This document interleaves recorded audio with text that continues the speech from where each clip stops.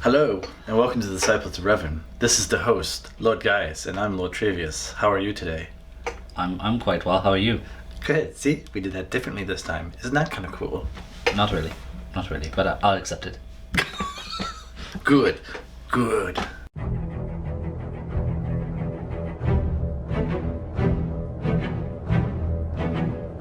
Well, hello guys. What did you feel about the new episode of Mandalorian, episode number 6? I felt a great many things. Did you now? Yes. Great disturbance in the Force, did you? Well, I enjoyed all the cameos. That was cool. Yeah, I don't get the whole cameo thing. I don't know anyone in these movies. Well, you watched all the Harry Potters, so you know Natalia Tena, who played Chian, the Twi'lek chick. She was also in Game of Thrones. You've had to have seen Starship Troopers, so you know Clancy Brown. He was also the Kurgan in Highlander. He played Burr in this, the devil. Probably didn't know Bill Burr. He's in Breaking Bad, just a comedian.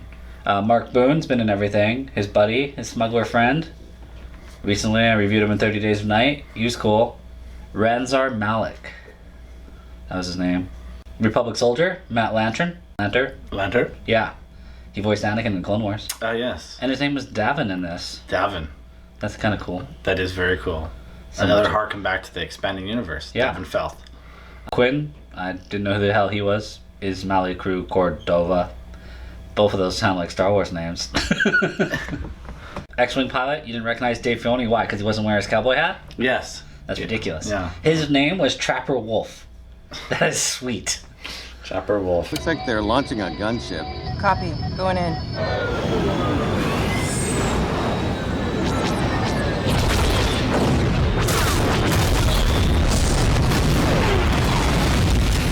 Rick Fukunaga, he played Jib Dodger, who's the other X-Wing guy, who's also a director on the show. He did True Detective. That's right. Cool guy. Deborah Chow, who did that really cool episode of The Mandalorian that we all were like, oh, cool, and she's doing Kenobi, that's awesome. Oh, the one that the third episode, right? Yeah. Yeah. Okay. And she played Sash Ketter. So, they're still batting out of the park with these Star Wars names. Well, it's really neat that they've got these cameos. I mean, not a lot of people kind of, unless you're really delving into it, or a lot of people wouldn't really recognize it. But And sometimes it would stand out like a sore thumb, like when you throw a director in there to say something, but even when Gareth Edwards had his little thing in episode 8, I loved it, because I'm just like, oh, cool, that's Gareth Edwards. And he's just like, salt. that's right, the Rogue One director, right? Yeah. Yeah. Okay. But what do you think of the actual story? Well, I mean, it's cool. He got to see the sworn down station, and he met his old buddy, and they're just like, hey, yeah, things are going to be like they were. We just wanted to use you for this one run. Put together this crew he's got. This crew is very shady. So do you think they're using him from the entire point, the first point on, like the right? Oh, yes, definitely. I mean, they probably could have telegraphed it a little less. Oh, things have changed around here. Yeah, well, Mayfeld, he's one of the best trigger men I've ever seen. Former Imperial sharpshooter. That's not saying much. I wasn't a stormtrooper, wise ass. They were very obvious they were being dicks. Yeah, they weren't hiding anything, really, were Yeah. they? So, I mean, he's a Mandalorian, so he's going to be wary of anyone. He's worked the underground of the galaxy for a while, and he obviously knows how it really works out there. A little bit of a hint that him and Chion had a past. Maybe Yeah, that a was romantic alright. past. I just don't. Did he keep the helmet on? A girl never tells. Yeah. I don't know. I think some of the characters I'm having a problem with because they just feel a little bit un-Star Wars like, but some of them are pretty good. Like I liked her. She was okay, but she was a little bit psycho. And her brother they saved. And her only ability was knife throwing. I mean, I appreciate that as a knife thrower. But Yeah. In a galaxy full of laser blasters and cannons, melee weapons aren't the best. I think, unless you're a Jedi, of course. Is it a melee weapon if you're throwing it? Projectile. Yeah.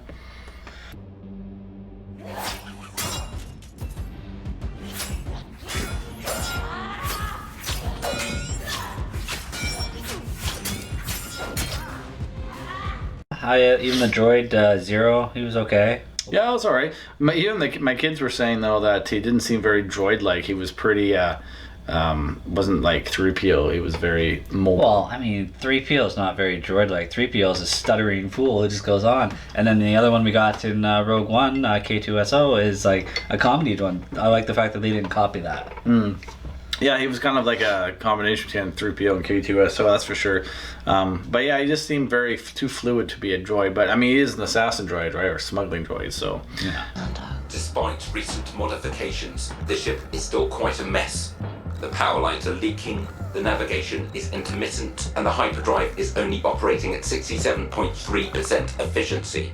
He tried his little room stowage for Baby Yoda again. yeah, Baby Yoda seems to be a constant, obviously a character in a story arc in this series. And I think one of the biggest attractions that I've heard so far is the fact that they haven't really advanced this plot so much. And it's just the kind of last 3 episodes are pretty much goes to a place, finds some friends or not friends, does a job, gets out, Baby Yoda's in trouble, kills the person.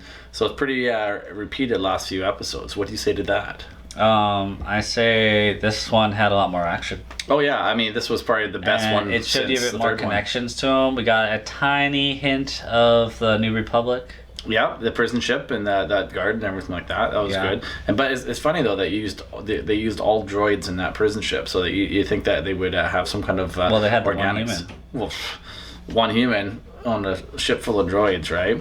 I did like the little, not cameos, but little glimpses of some of the prisoners they had. You saw the Imperial there, Yeah. a monkey man from Solo. Yeah, not the same guy, but same race. Same sure. race. Yeah. It's kind of neat. At least you're kind of getting to see what kind of the what's it called, infrastructure of the New Republic at this point, right? Being 5 years after Return of the Jedi, obviously they've done some conquering of the galaxy and everything like that, but there still is obviously the Imperial presence out there. So Yeah, for sure. And we got to see the group didn't even help Mando out. He had to go around, take out all these droids, and get shot again. yeah, all the time. The guy constantly gets shot, man. Good thing he has that Beskar armor. Yeah, we did get to see him fully utilize his flamethrower properly. He burnt that droid pretty good.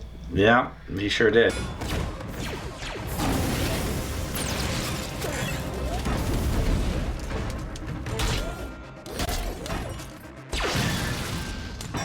That he was going to stand up for the New Republic kid. He didn't want to kill anybody.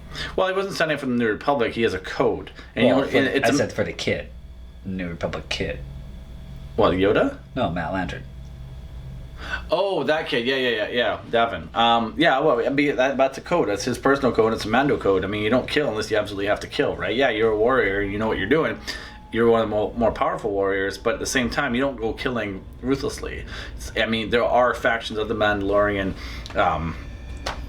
species, race, whatever you call them, that would do that. But I think these guys are more. They got to keep it low key. In fact, one of the things he said at the beginning, he didn't want to have something that much heat on him. Attacking a New Republic prison transport ship, it's pretty high, a high end if he's going to be doing that. It's pretty he scored big time. Funny, the man who left me behind is now my savior. Mando.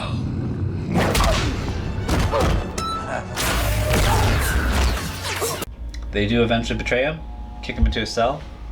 Obviously, he figures his way out there, and then he starts messing with them. Yeah, that was very, very cool. I will say, when he took on Burr, though, he needed a better plan. He's hiding in the vents above him, and Devil Duke goes walking by. Just shoot him. But I guess maybe he's... Well, he didn't want to kill anyone, right? At the end of the episode, he took a beating. There. Yeah. But that's funny with the door closing, the first one, and then the other one, I thought he cut his head off. But yeah, I thought he'd be dead. I don't know how that would have worked. But I did like him stalking Mayfair. Was that his name? Yeah. Mayfeld. That was kind of cool, with the blinking lights. It was very Demigorgon, just stalking in the background, and the next thing you know, he's there, he's not there, he turns around. That was pretty cool.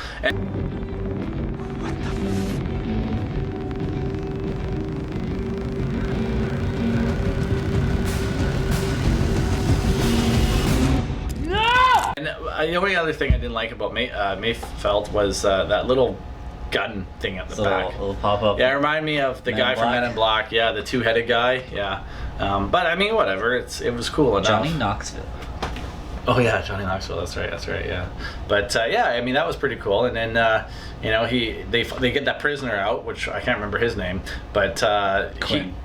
And then, yeah, that's right. And then he's like, Mando asks, "Well, what about your sister? What about my sister? What about her?"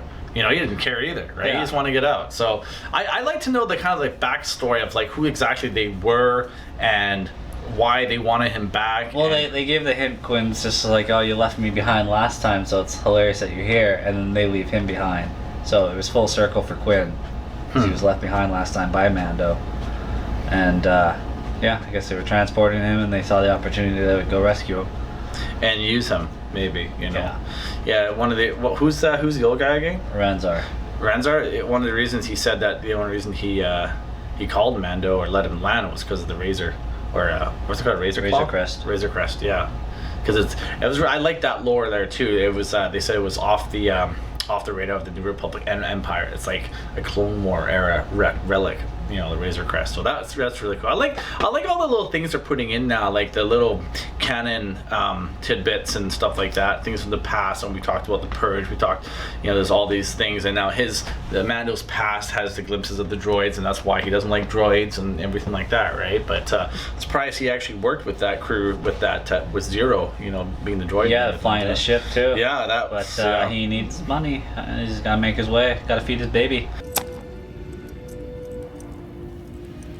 Just like the good old days. Yeah, just like the good old days. A kind of a stand up, repeat, and do it again type show for the last 3 episodes. Yeah, they're a little bit different for sure, but this one more action packed. But it seems like they're following the same kind of formula. He has a job. They have a problem. You have an antagonist. You have the issue. They fight. He is betrayed usually, and goes back and saves the baby because the baby Yoda gets kidnapped. I got to see him like he was gonna take out the droid with the Force or something. Yeah, but then he got shot. Well, obviously he's showing some intelligence there too, with the fact that he can understand or register that this person's a threat. So now he's gone to hide, and now he's gone to now he's going to use the Force. So that was neat how he kind of was one place, and then I think he's using like Force speed or something like that. Well, I think we have to, in the next episode, identify a threat for him to deal with. And like something that he can't just go around, and he has to go through. And then he's going to have to go back and collect some allies and stuff, which I think will bring back Gina Carano. Oh, Cara Dune? I see the repeat thing, but I also picture it from his point of view of where he's just like, I'm trying to keep this kid safe. I'm trying to make money, make my way through this galaxy, but I just keep going through the same cycle.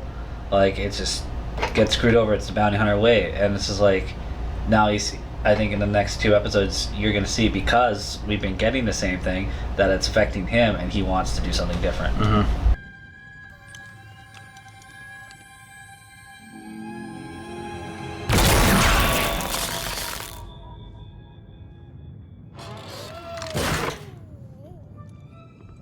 Well, maybe. I mean, obviously there has to be some kind of,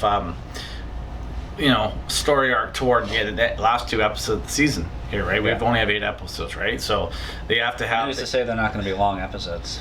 Well, exactly. So you got like maybe 2 half an hour. You got an hour of runtime together for the 2 of them, right? Let's just say that, maybe a little bit longer. But anyways, so you got that. So the episode 7, it's going to have some kind of like cliffhanger that is resolved in episode 8, but there's going to be a bigger cliffhanger toward the end of the season. I feel that we're gonna have to wait for next season. Like, does Baby Yoda get captured, or No, he's gonna talk. That's gonna be the cliffhanger. It's gonna be like, Dada, are you? Oh my God, do you really think he's going to talk backwards? I think he will talk backwards. Maybe they're gonna identify the actual species too. Maybe. It'd be cool if he, he takes an episode where he goes back to Yoda's planet. You see a ton of fucking Yodas. Well, I mean, one of the things that the other detraction I heard about this is that everyone feels that this is a toy biz, having the Baby Yoda and then, obviously the Mandalorian figuring and everything like that. So Star Wars has always been a toy biz. Yeah, didn't we just watch an episode about that last night? Yeah. Are you crazy? Put it down. What's your name? It's Davon. Davon. We're not here for you. We're here for a prisoner.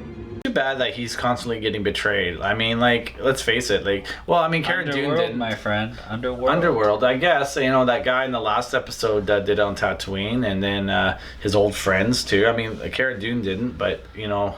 I mean, betrayal is a thing in Star Wars, my friend. I mean, Palpatine betrayed his own planet of Naboo. He betrayed Maul, betrayed Dooku. Yeah. Really betrayed Vader too, if you think about it. And then where did Vader, learn that from? Huh? Well, maybe if Palpatine had set a better example, Vader wouldn't have betrayed him.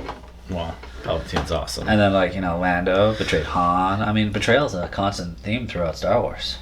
What's your overall thoughts, Lord Guys? I liked it. It was good. I got to see Mando kick some ass, which I've been craving. More than just shooting some punk ass kid. So yeah, there's been a lot of action. That third episode when you're taking all the stormtroopers and the Imperial enclave there. That was exciting. Yeah, I loved it. You get lonely up here, buddy? Huh? Wait a minute. Did you two make that? Huh? What is it, like a pet or something? Yeah, something like that.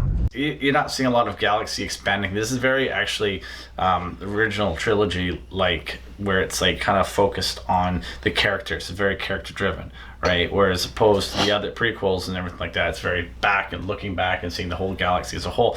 So this one here is very confined with his world and nothing else. So it would be nice to see a little bit of the greater galaxy, other than the few planets that he's been to, right? But it was really good, and I'm looking forward to the next one, which actually happens in a couple days because it's coming on Wednesday, 2 days prior to the release of The Last Skywalker.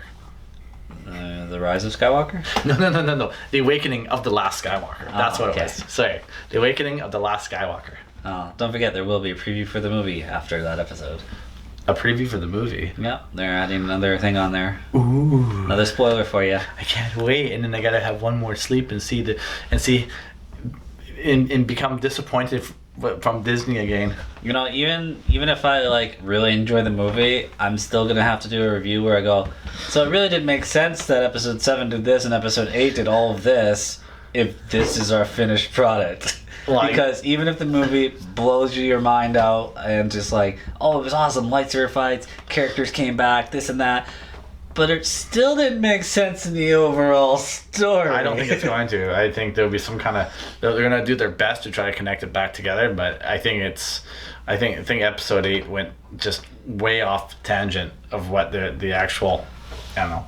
Anyway, so you know what was going to happen? It was all a dream, and actually, I'm still alive on the Death Star. And then the expanding universe can come back. That'd be cool. I'd be down for that. Everything you have just seen has been a fantasy of mine, and there was not enough Twi'leks.